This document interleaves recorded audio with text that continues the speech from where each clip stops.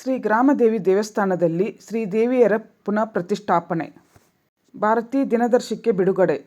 March 2ರಂದು ರಾತ್ರಿ ಸುಮಾರು 8:30ಕ್ಕೆ ಶ್ರೀದೇವಿ ಪುನರ್ ಪ್ರತಿಷ್ಠಾಪನೆಗೊಂಡ ನಂತರ ಭಕ್ತರು ದೇವಸ್ಥಾನಕ್ಕೆ ಆಗಮಿಸಿ ಹಣ್ಣು ಕಾಯಿ ಉಡಿ ಸೇವೆ ಸಲ್ಲಿಸುತ್ತಿರುವ ದೃಶ್ಯ ಕಂಡು ಬಂದಿತ್ತು.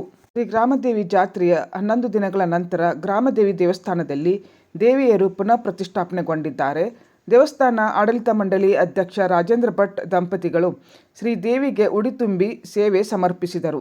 ಇದೇ ಸಂದರ್ಭದಲ್ಲಿ ಶಾಲಿವಾಹನ ಶಕ 1949ರ ಪರಾಭವ ಸಂವತ್ಸರದ ಭಾರತೀ ದಿನದರ್ಶಿಕೆ ಬಿಡುಗಡೆ ಮಾಡಲಾಯಿತು.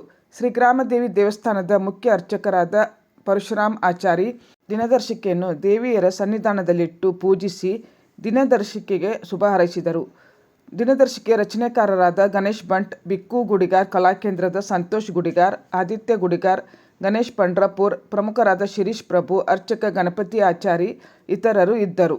ಶ್ರೀ ಗ್ರಾಮದೇವಿ ದೇವಸ್ಥಾನದಲ್ಲಿ ಇಂದಿನಿಂದ ಹಣ್ಣು ಕಾಯಿ ಉಡಿ ಸೇವೆ ಸೇರಿದಂತೆ ಎಲ್ಲ ಸೇವೆಗಳು ಪುನಃ ಪ್ರಾರಂಭಗೊಂಡಿವೆ ಎಂದು ವ್ಯವಸ್ಥಾಪಕ ಗೋಪಾಲಕೃಷ್ಣ ಗಾಂವ್ಕರ್ ತಿಳಿಸಿದ್ದಾರೆ.